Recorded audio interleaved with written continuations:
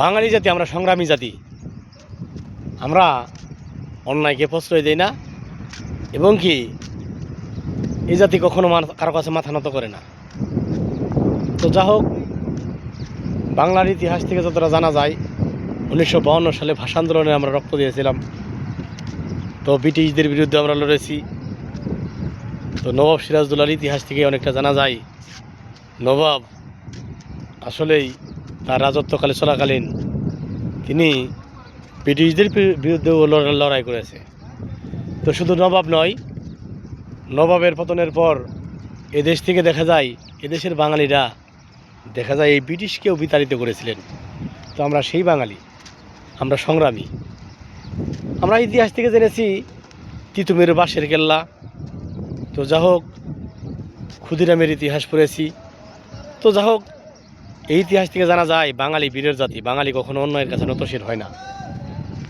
তো বাঙালিদের মাঝে কিছু গাদ্দার আছে, আগেও ছিল, এখনও আছে। তো এগুলো বেমানি করে। তো যা হোক, আমাদেরকে কিছু অর্থের প্রলোভন দেখালে আমরা কিন্তু অনেক সময় দেখা যায় অন্যের গোলামি করি। যেমন করেছিল নবাব সিরাজদৌল্লার সাথে বেমানি করেছিল মীর জাফর। তো এরকম বর্তমানেও মীর জাফর হাজার হাজার মীর জাফর আছে। আগে তো মীর জাফর ছিল একটা, তো এখন এক মীর জাফরের কারণে যেমন নবাবের রাজত্ব চলে গেছে, এদেশে হাজার হাজার মীর জাফর দাঁড়িয়ে গেছে।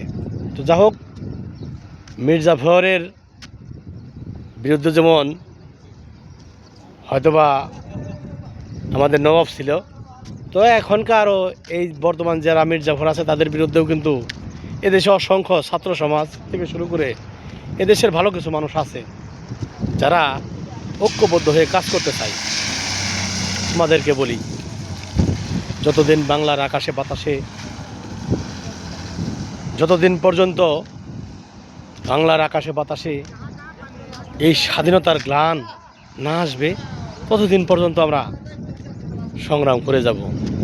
যারা বলো স্বাধীনতা এসেছে, স্বাধীনতা পেয়েছি, আমরা মনে করি এ দেশে স্বাধীনতা পাইনি।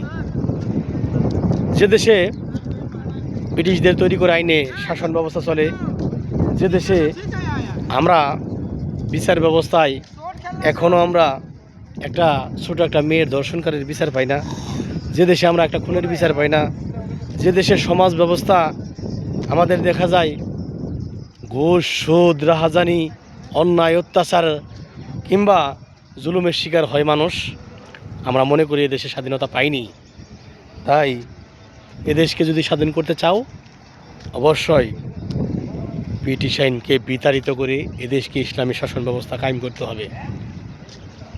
ন্যায় ও ইনসাফের পক্ষে যারা লড়েছে তাদের পক্ষ হয়ে আমরা কাজ করে এ দেশটাকে এগিয়ে নিয়ে যাব, এদেশের স্বাধীনতা সার্বভৌমত্ব ফিরিয়ে আনব।